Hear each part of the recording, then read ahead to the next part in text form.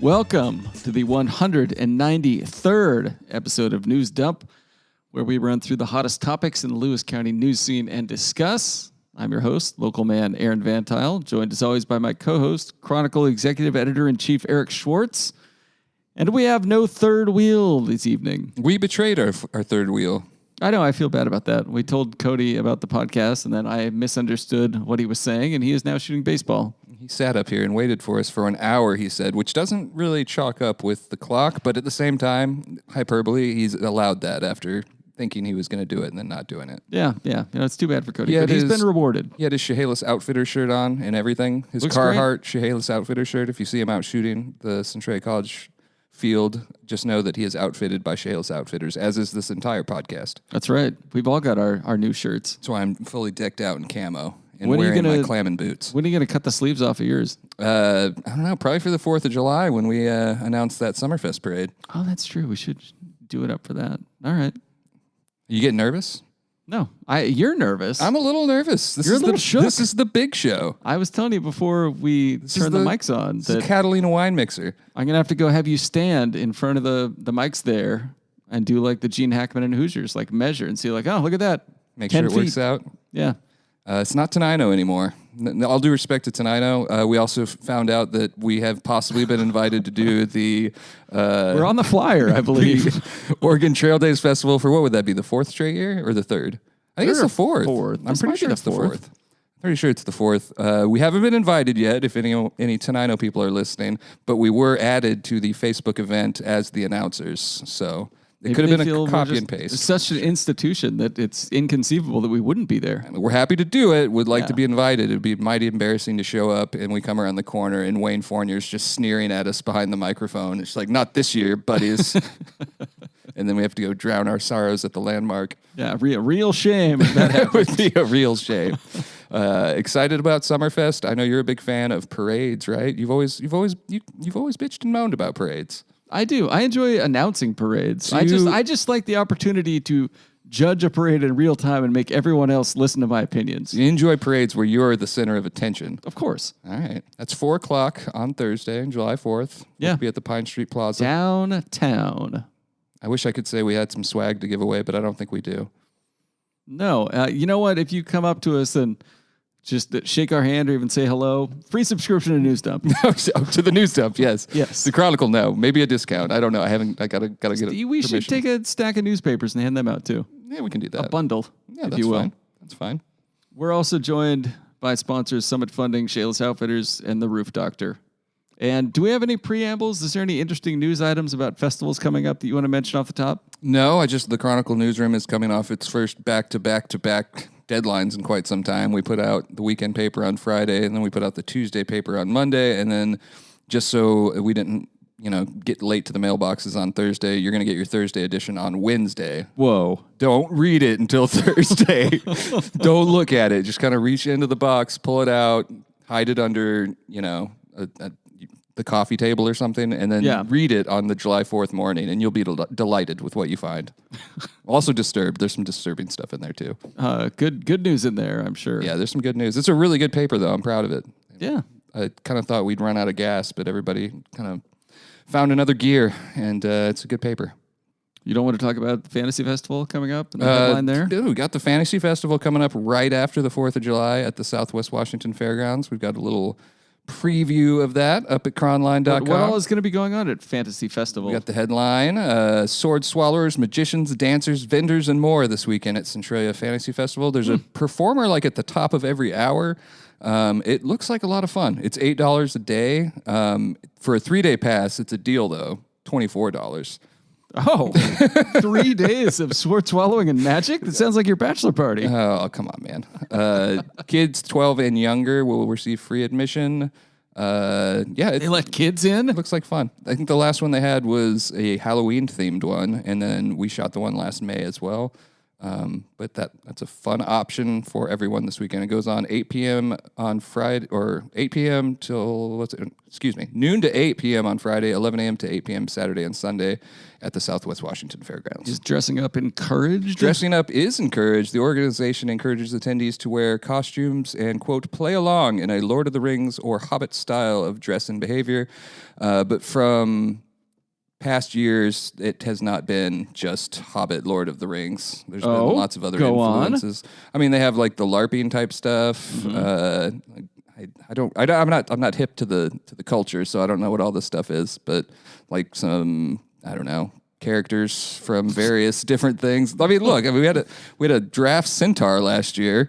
I thought you informed me this was not a horny festival, and I see that picture. And well, that was Ethan Siegel of Toledo, who I believe is an astrophysicist, and he showed up last year as a draft centaur. It's a very good costume, so I think it'll be a lot of fun. Yeah, will be.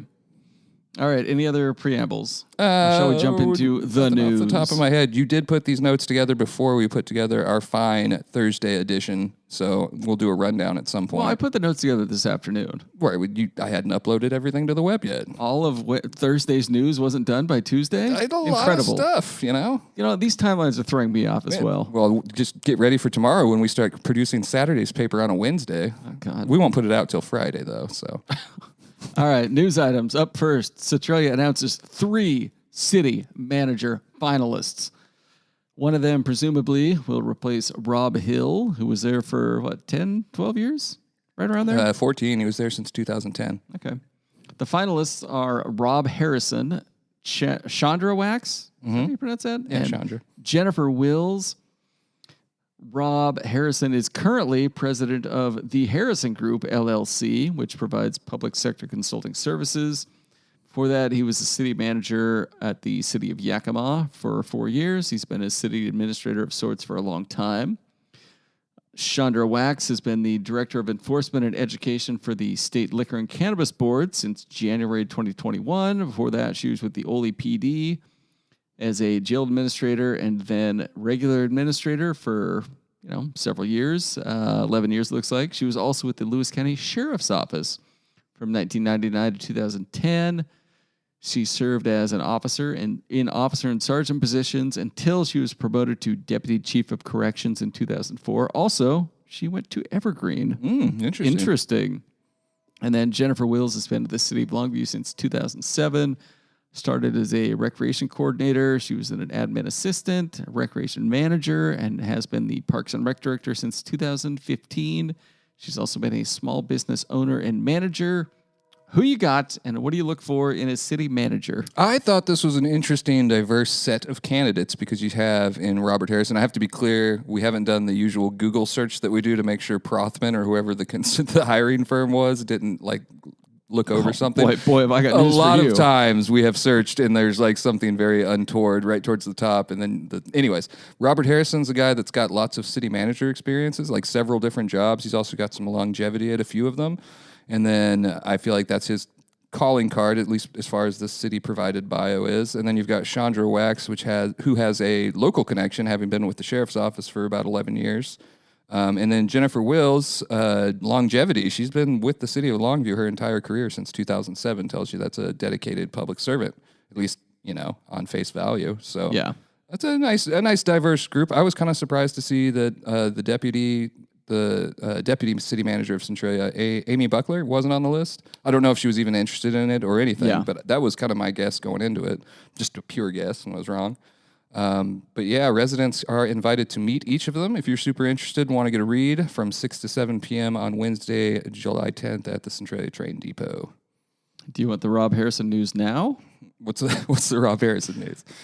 January story of this year from the Center Square. The Yakima City Council has voted in favor of the removal of Bob Harrison from his position as city manager without cause. He will receive 6 months' pay as severance, as well as an equal amount to 6 months of healthcare coverage, et cetera, et cetera. He was fired by a 5-2 vote at the city council. Well, there you go.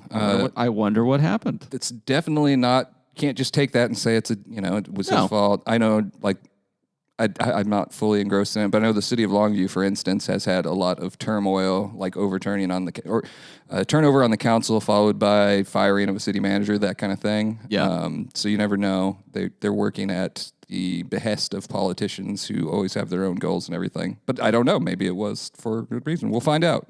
Yeah. So we'll make sure. That was a quick Google. Good job. Investigative reporting. Yeah. There was a Facebook comment to that effect, and so I was playing off of that. Gotcha. Let's see. Next item. After High Court ruling, Salvation Army reiterates mission to meet human needs. This is a nice example of taking a national story and localizing it. Is Mitchell rolling for you? Yeah. Basically, the ruling was that public camping restrictions do not mean cruel and unusual punishment. What do you think is going to happen locally with this, with the impacts of that decision? Really interested to see if the various partners move forward on the night-by-night shelter, spearheaded by Lewis County. There was the lawsuit that was then dropped against Chehalis for kind of slow play in the process over at the old WSECU building. And yeah, we will just see. I mean, there's the thought that now they just will feel they don't need to make that expense because there's no requirement. But on the other hand, I know the Salvation Army's been operating its night-by-night shelter on for 2 years on the basis of it being a temporary fix. So if there isn't going to be a night-by-night shelter, it'd be interesting to see if Salvation Army keeps that open. So I don't know. Mitchell stopped by, though. It's actually the first time I've seen the inside of the Salvation Army facility, and it's not what I was imagining it looked like. Better or worse? Just larger than I thought it would be. It looks like they have a lot of capacity there. I'm sure it gets stretched at times. I've been told in the past that in the summer, people are less apt to make use of the shelters, whereas sense. In the winter, when it gets super cold. Who among us has not slept outside? Well, by choice, I was camping. Except for that one time Carrie abandoned me down in Vancouver, which you're well familiar with. And I found a warm fire. No, but it will be interesting to see. The overarching thing is that cities can penalize you for staying in the park. It's not cruel and unusual punishment, as a previous court ruling had found, according to the U.S. Supreme Court. Yeah, I thought he did a good job with it. A lot of it was just background because Lewis County, Chehalis, and Centralia have all passed like various camping bans.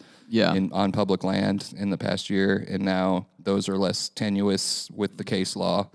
So yeah, we'll see if that night-by-night shelter becomes a thing, or if it just becomes something that we once thought was going to be a thing.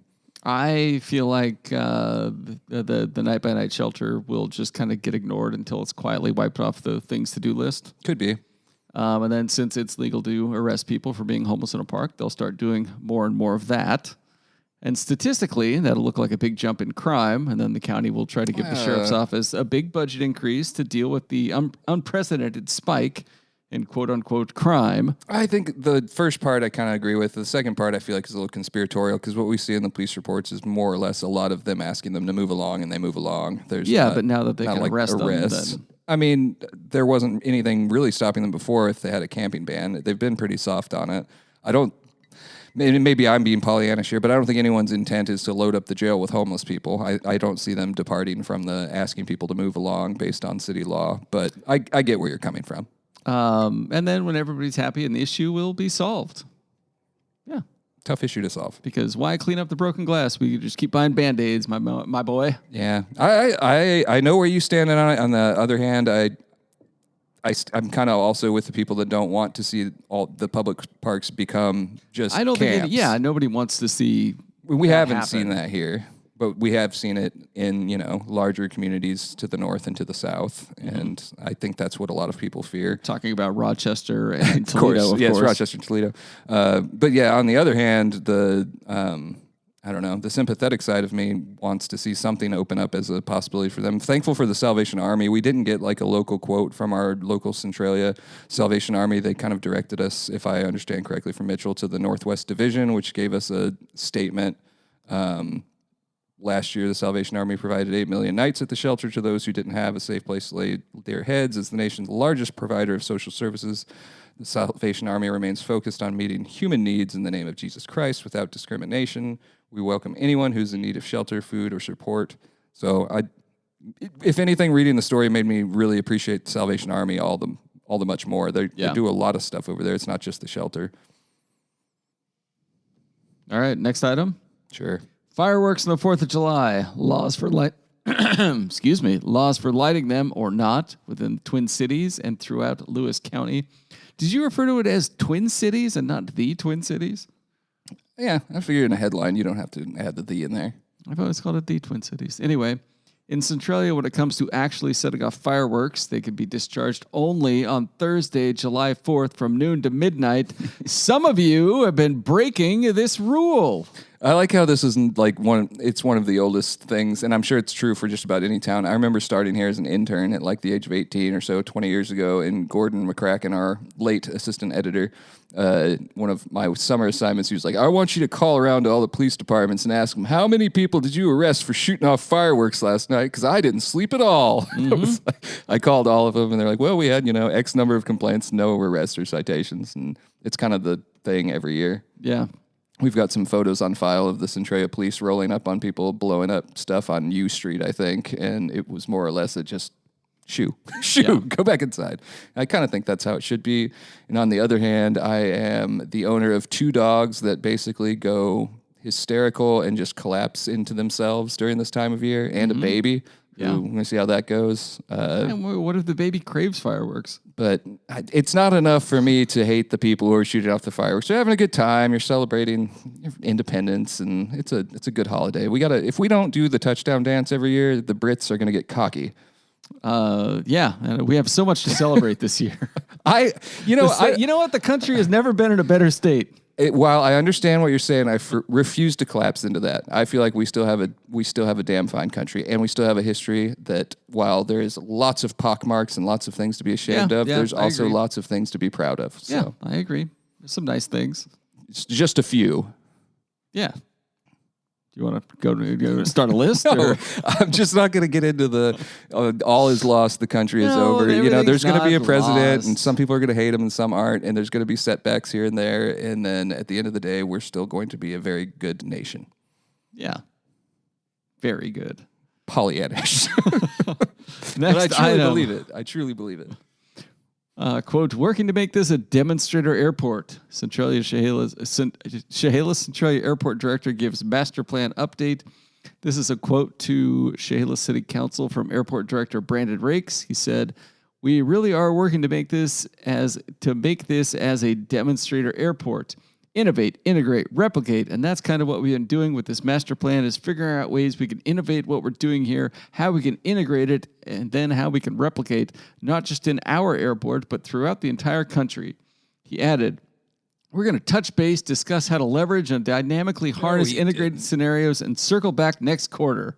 You didn't say that. I got that last part from a website called Corporate BS Generator. How did you know that existed, or did you Google that? I Googled corporate gibberish generator, and that popped up. That's pretty good. He threw a lot of buzzwords in there.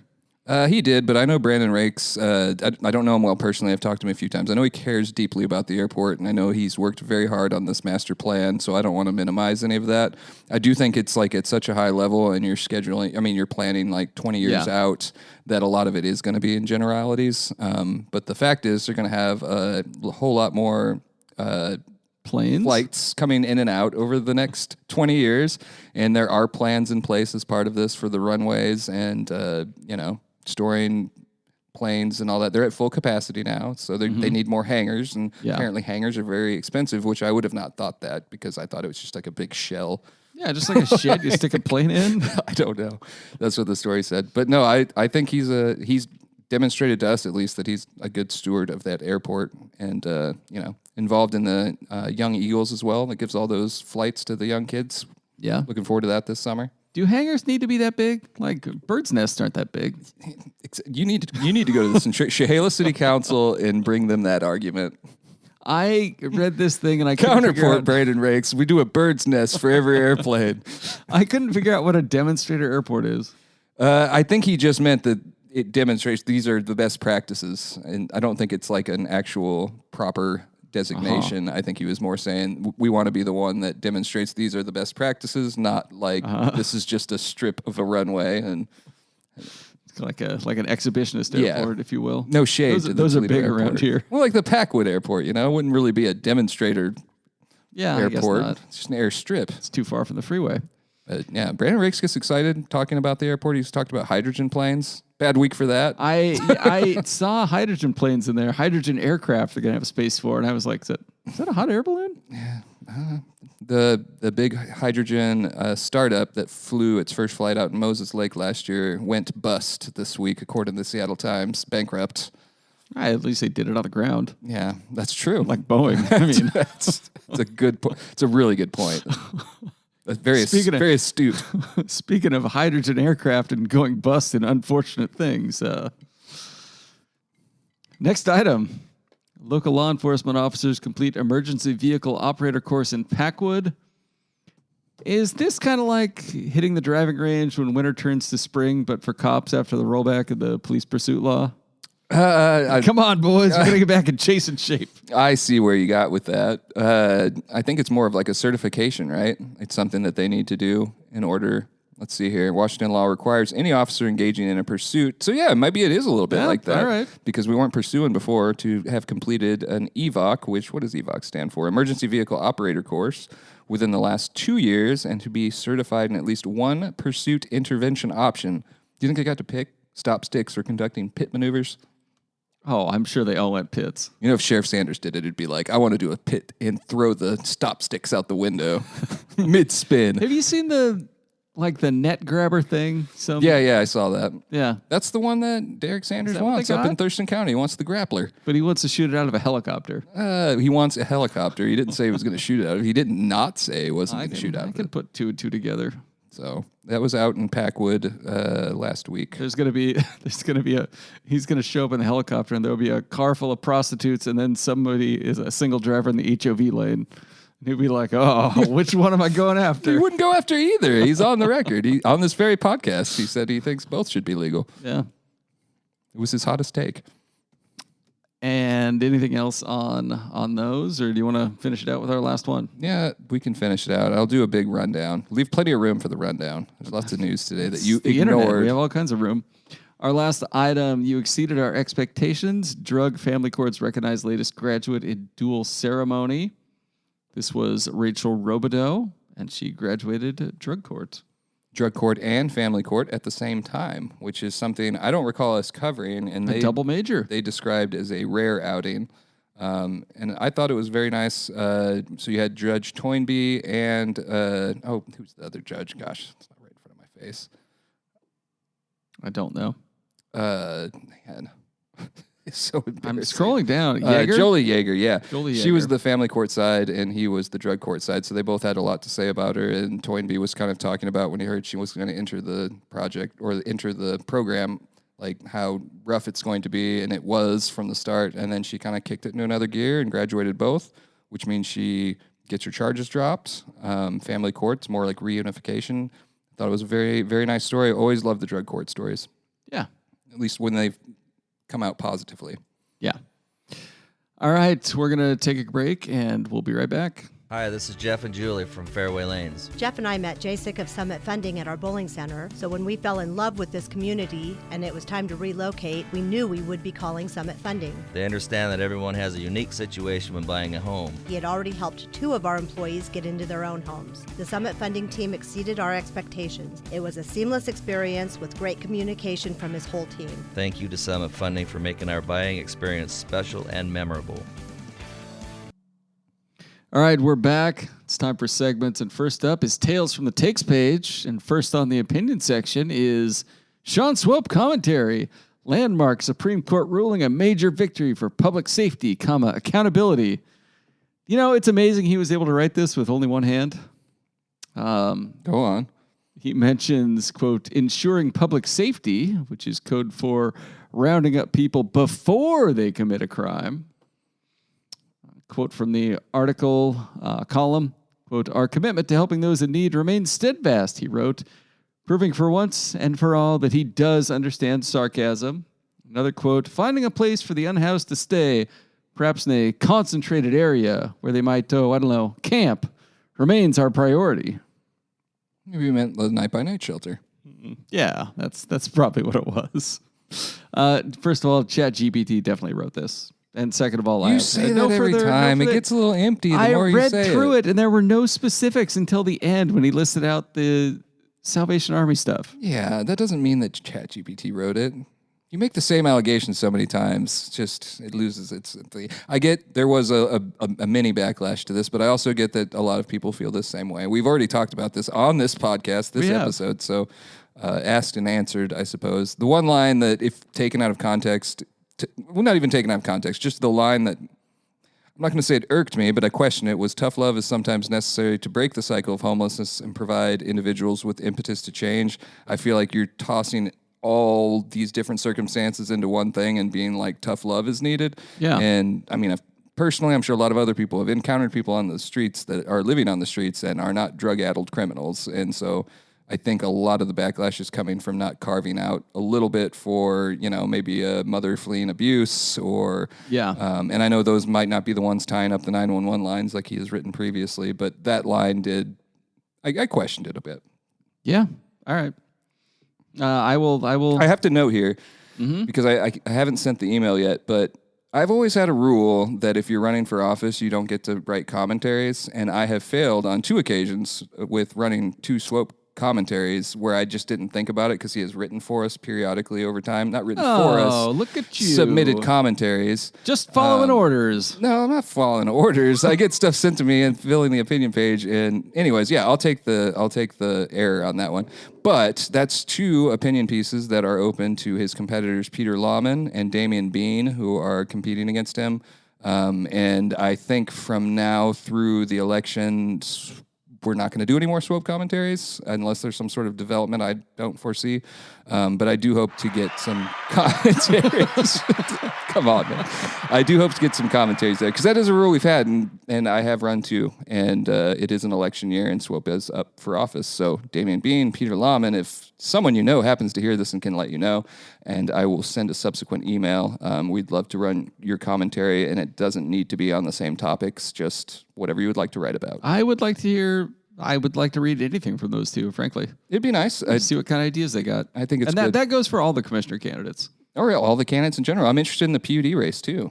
That's a hot race. Was it 4 candidates in that one? Yeah. A lot. 4 or 5? 4 or 5. I don't have it in front of me, but we'll have primary coverage coming up pretty soon. We'll get through this July 4th. Spare me. Go to it. Don't make fun of me, but when is the primary? August 6th, I want to say. Okay. I think it's August 6th. It's the first Tuesday in August. Okay.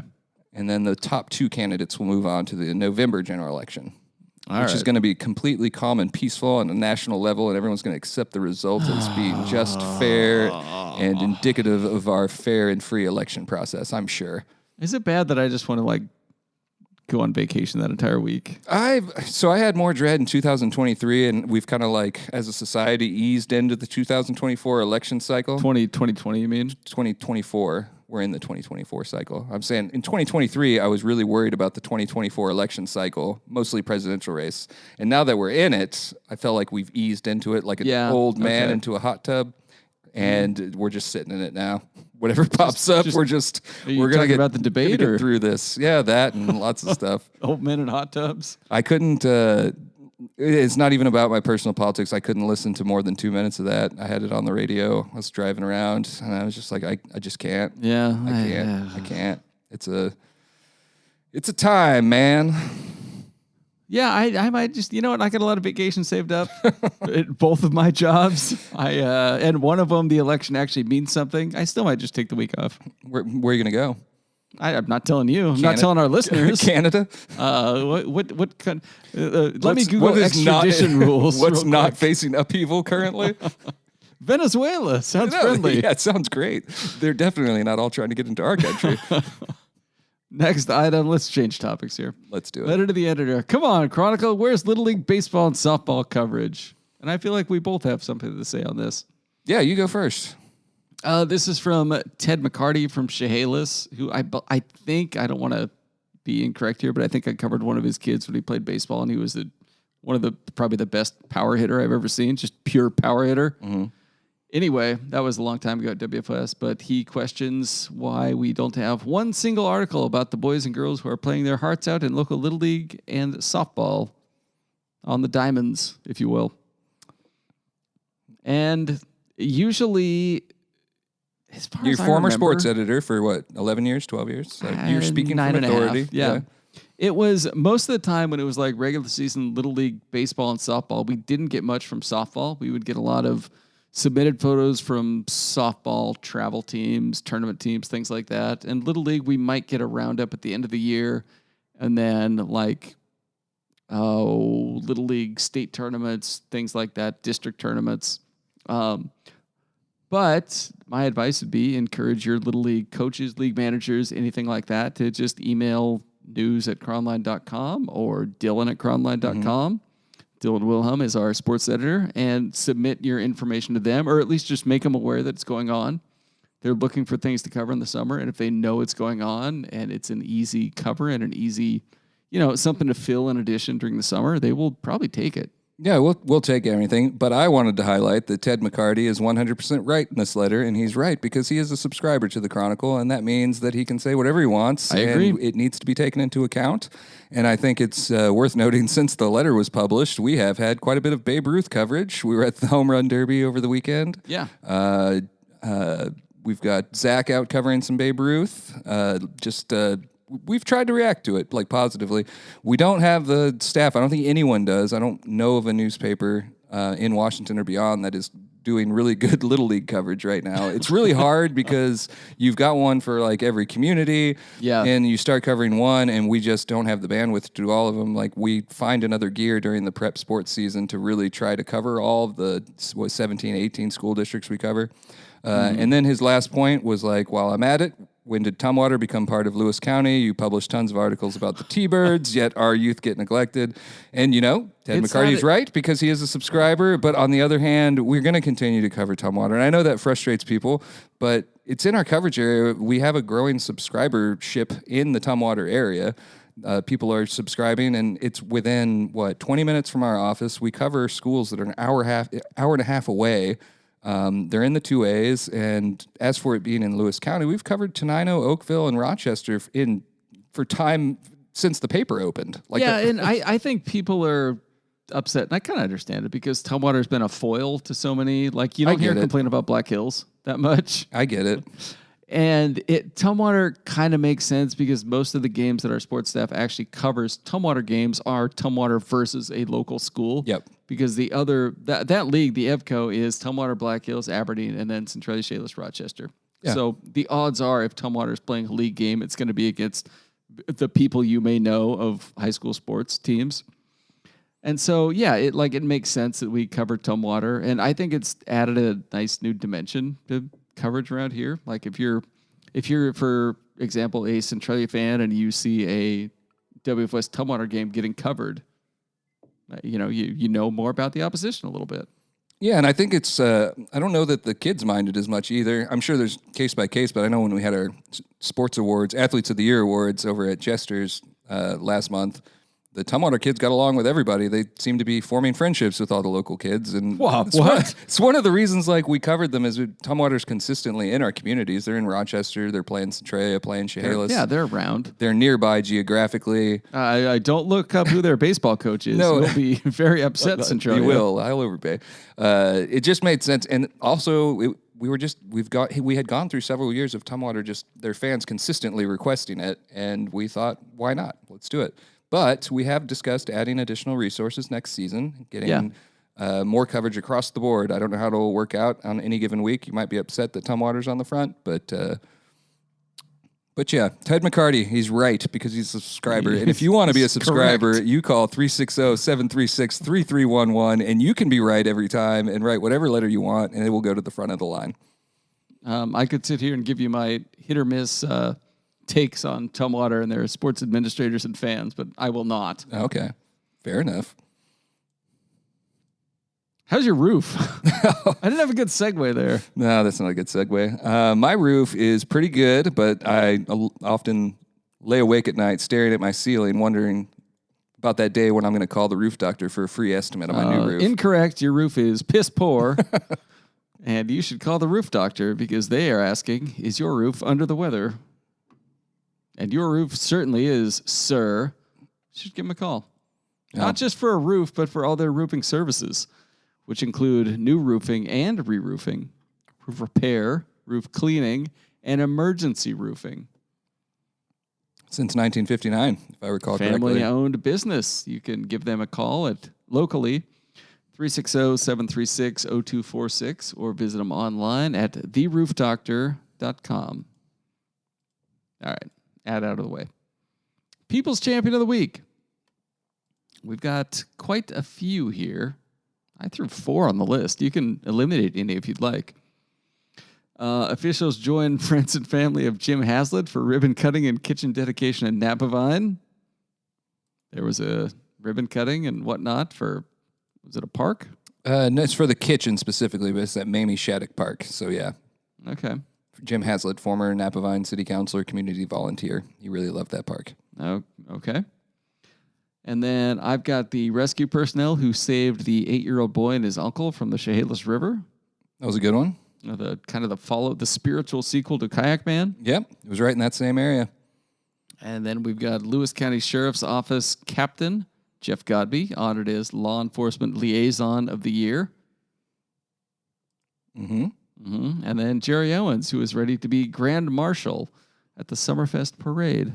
Our predecessor as announcers of the Summerfest Parade. Yeah, which is Thursday, July 4th at 4 o'clock. Be there. We're going to disappoint a lot of people. They're going to be so upset. Riots in the streets, there'll be. I have like a couple others, but right. I can save them for the roundup as well. I mean, whatever you want to do. We sent the intern, Brenna Witchy, down to Winlock, where a teacher was honored. She has retired after 39 years. This is at Winlock Middle School. Lisa Collins, who is in the Winlock School District Hall of Fame as well. They have a Hall of Fame? They surprised her at the end of the year ceremony with a video that started off with like a baby photo of her and then extended with photos of her throughout her years. And Ridley, our photographer, took some amazing photos. But yeah, she's in the Hall of Fame because class of 1980 was a member of the girls' track state championship team and a personal champion in the shot put and discus. Wow. She went on to compete at Spokane Community College and Idaho State University. If I showed up at any kind of a party, surprise party or otherwise, and they gave a presentation that started with a baby photo of me, I would just assume I was going to be murdered at the end. Why? It was sweet, Aaron. I don't know. It was sweet. This is a cult thing, isn't it? What was the other one I was going to throw out there? Oh, Winlock Girl 7, honored as Washington State Rabbit Breeders Association, quote, Rabbit Lady. There's one every year, and she's going to go compete for the national title in Kentucky. This is Jamie Snedden. She won the designation of Rabbit Lady at a competition in Kashmir on June 21st, which enters her into the 101st American Rabbit Breeders Association Convention in October in Louisville. I think you should send Zach to cover it. Zach would probably request something like that. So, yeah, but good for her though. That's quite the proud accomplishment. And you know what? They're all people's champions in my mind. Yeah, I think we got to give it to the rescue on the river. That one was kind of harrowing. The uncle's legs cramped up. The boy was terrified. All they could do was grab onto that log. The kayak man dispatch jumped out once more. They got those kayaks. Sound like a carnival. I imagine that was like wafting through the breeze as they hung on to that thing. Yeah, I'm sure it was. It's the how incredible would it have been if they're hung up and the rescuers haven't gotten there yet, and kayak man himself saves them in a stolen kayak? Do you think they would have overturned his convictions? I don't know, but it would have been cool. I think, I feel like Lewis County's judges would be like, you know what, kayak man? You're not a criminal. You're just kind of a son of a bitch. Sirens Banger of the Week. Thurston County deputy stops driver on Interstate 5, finds large bags of marijuana. A 41-year-old man was arrested Friday near Lacey after a deputy found multiple garbage can-sized bags of marijuana in his vehicle, according to the Thurston County Sheriff. I briefly had this on People's Champion of the Week. What? He got caught. Exactly. That was why I moved him. Just dealing in illicit marijuana in an age of legal marijuana. You know more about marijuana than I, not to point fingers or anything. Like garbage bag size, how much What are we talking here? There was like, the picture had like, and this is the Olympian, but the picture from the sheriff's office, I think, had 4 or 5 garbage bags. Oh, I'm looking at the pictures. Yeah. That's a lot of pot. Yeah, it was a lot of pot. 150 pounds. I'm surprised you didn't make the joke that Rob Snazza saw this and went, hell yeah. Yeah. You're always giving him a hard time. We'd have to bust that house 6 or 7 times to get that much. I have an entry. This is from today's Sirens. Juvenile reportedly lit a portable toilet on fire in the 1000 block of Southwest 20th Street at approximately 8:55 a.m. on July 1st. Is that Chehalis? Maintenance crews, successfully put the fire out. The juvenile was arrested and booked into the Lewis County Juvenile Detention Center for second-degree malicious mischief. Do you think he was proud to tell the other inmates about his crime when he got in there? Yeah, probably. Yeah. It was a good one. And then, just as a preview for next week's, there was an indecent exposure on the scanner today where there was a woman half-clothed. I'll leave it to the imagination as to which half. Can't we just put like her and the guy that's always exposing himself, like send him off to their own island? I mean, I don't think that just basic scanner traffic in a one case thing can put you with that guy. That guy. Yeah, he's prolific, isn't he? That guy's incapable of not doing it. So based on his criminal history, he's out there exposing. I'd say it was like he's prolific at it, but that makes it sound like a good thing. He's notorious at Recurring. it. Yes. All right. You know what? If you need to cover up because you've been overexposing, where would you go? Well, you want some hardworking, gritty clothing. You got your outdoor lifestyle. Yeah. Would you visit Chehalis Outfitters? Of course. Where else would you go? I don't even know. They're having their 4th of July sale now. I just gave you finally got your Carhartt shirt. I do. It's your a banger. Branded Chronicle Chehalis Outfitters shirt. Just wonderful. Let's pull up the deals here. Number one. I got the deals. Oh, you got the deals. Do you want a hat company patriotic American flag cowboy hat? $19.95. That can't be right. You're reading the flyer wrong. That is absolutely right. A pair of, this is going to be foreign to you, but a pair of men's shorts. That is $6.95. That doesn't sound right. That doesn't sound right. I'm flipping the pages. I can hear. I got good news for you. All ammo, 20% off. But what if you need a gun? Well, I'll get to that page later. But also sandals, which another thing you are not aware of. No, 20% off. It's like jeans and sneakers, man. Get off my back. Well, this is Tannerite and Sonic Boom, 25% off. I thought those were wheels of cheese. Says a lot about me. I'm getting to the guns. It's a big flyer. All guns, buy one, get one free. That's not true. That's not true. No, not in the slightest. But all workwear from Wolverine, Cat, and Columbia. Good brands. 30% off. Certain Timberland Flex pants, 33% off. I mean, their boots are on sale. God, they got Danners. They got Georgia boots. They got Red Wings. They got Keens. All the boots you can imagine. Free. That's not true. That's not true, but they're on sale. Check it out. It's supposed to get really, really hot this week, right after the 4th. We're talking 80s, potentially 90s. They also have Chehalis Outfitters has posted yesterday full shelves full of air conditions, fans. You might want to get those now because once it gets really hot, prices go up. I don't know if that's the case at Chehalis Outfitters, but when I'm reselling them, prices go up. Visit Chehalis Outfitters on National Avenue in Chehalis, or give them a call, 360-748-3337. You also have to mention that they have the fireworks stand out there right now. They posted about that as well. And just to give you a little selection, how much do you think a Black Cat fireworks emoji smiley fountain should cost? $5. $10. You've under evaluated. It's $12.99. That's a screaming deal. I'm not going to ask you any more questions. The Black Cat 3-minute fountain, $14.99. The Black Cat fireworks diamond assortment. Don't guess. You're going to ruin it. It's $109.99. So lots of good deals. To be fair, I haven't bought fireworks in 30 years. Shows how lame you are. After I shot my friend in the neck with a Roman candle, I decided it wasn't for me. Oh, please. Try doing that on the High Bridge outside of Forks, Washington. Just a tinderbox, just shooting each other. Sparkler bombs in play. All right. Are you ready for Facebook comments of the week? I suppose so. On the city manager candidate story, my only comment at this time, Yakima just got done paying Robert Harrison over $110,000 for 6 months severance after he got ousted last year. I worry. Is he going to work at Centralia for only a couple years and then get paid our tax dollars to do nothing for 6 months while he looks for the next city? I say good on the commenter for just beyond the point, just looking beyond the headlines and doing the research immediately to find out about the candidates. Yeah, he had additional notes on the other candidates, but they weren't that exciting to me. Nice work, commenter. And then on a story about Washington's population growing, this commenter in all caps says, radio said 15th.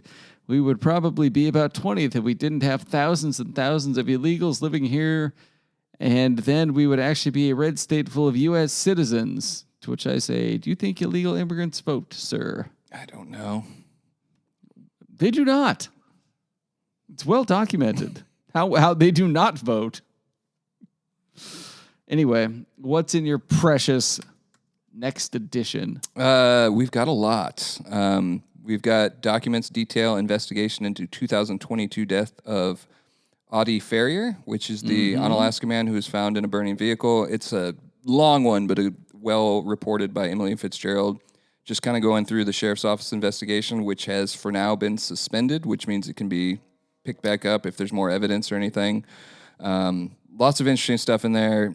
Like, there's no way for me to convey the story. It's 5,000 words. You need to go read it. But it's basically a download from the investigative documents and then feedback from the family who still feel that their concerns hasn't been rightfully investigated. That they have a point.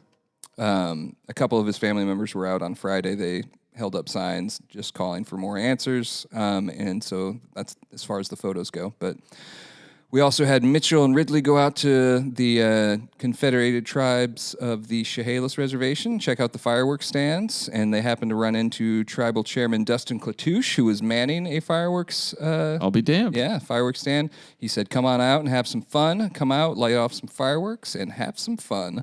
They're going to have stands open July 5th and 6th, and of course, open tomorrow and on July 4th as well. We've got Windy Ridge opening up on July 4th up at Mount St. Helens. Mm-hmm. Cody Christian getting the nod to head up there to take pictures. We like to go up there every year. We were justified in that strategy when we sent a couple journalists up to Johnston Ridge on the day it opened in 2023. And then the following day, there was a landslide, and now nobody's getting up there until like 2028. So we're going to get Windy Ridge as soon as it opens. We don't want to miss that. Yeah. Bail set at $750,000 for the suspect in a downtown Centralia shooting. A man, 23-year-old man, shot a 23-year-old woman in the 600 block of Tower Avenue early Sunday morning about 3 a.m. And we don't really know a lot about their relationship or what went down. He has no criminal history. He's been fully employed the last few years. Said he's too intoxicated to remember it, which is a common theme in shootings and other violence. Mm-hmm. Update on the Skookumchuck Commerce Center off of Reynolds Avenue. That large development they're going to put right where all the floodwater flows, where we become NIMBYs, like immediately. It's simple math. Yeah, for sure. We have poll. Kent, Marie Glusenkamp-Perez effectively tied in hypothetical rematch. Shows Kent currently ahead by 1 point, which within the margin of error is basically a tie at this point. So we'll see how that works out. Former state lawmaker Richard DeBolt Go on then. made an endorsement in that race of Leslie Llewellyn, the other Republican. Which I thought was interesting this week. Let's see, anything else here worth noting? Oh, there's a business profile on a new bar in Chehalis, Cooper's Corner. Have you heard of it? Have you seen it? I have heard of it. I have seen it. I haven't been in there. It's the old Flood Valley and Devilfish, I think, at one point. Is it for sure? Yeah. Pretty sure. Is that it right there? Yeah. Okay. I wasn't sure. I'm a Centralia man. There's the Thai place just down the block that's never open. What do you want it to be? Samsiri? Yeah. Really good Thai, though. It is very good. There's an excellent news article hanging on that wall about their opening. You should read it sometime. The author is one of the finest in this area. Oh, yeah? I wrote it. Is it Dan Schreiber? It was me. Cooper's Corner is named after the dog, Cooper, who is featured in several of the photos here. Okay. Great new location if you want vegan food, but that's not their specialty. They just happen to have an expanded menu. A cook specializes in it. Interesting. Yeah. That's just a taste, though. Lots of good news. All right. Any other things we need to cover before we close out of here? Sorry, I'm spacing out. I was looking at the Bain soundboard trying to find the perfect. No, you're good. We'll have lots of 4th of July coverage. Let's see. What else can I remember? The fire rises. There we go. There was a settlement in the Toledo skydiver who had a malfunction and sued the county in Toledo Skydive. Okay. Gosh. We're going to do a roundup on crimes at Green Hill. That should be in Saturday. Cool. That's all I can think of, though. I know there's more. All right. In closing, we're sponsored by Summit Funding, Shayless Outfitters, and The Roof Doctor. Leave a review and rating on Apple Podcasts if you so desire, or send us an email at chroniclenewsdump@gmail.com. Stop and see us at the 4th of July parade at 4 o'clock. Where's our deal going to be? Pine Street Stage? Plaza. All right, cool. Wave at us, throw, I don't know, flowers at us or whatever. Flip us off. Just put up with us. Yeah, just, if we suck, don't let us know. That's how we'll I get want to better. know. I would like to be told. Send an email to chroniclenewsdump@gmail.com if you both listen to this podcast and go to the parade and think we suck. We will appreciate it. That's it.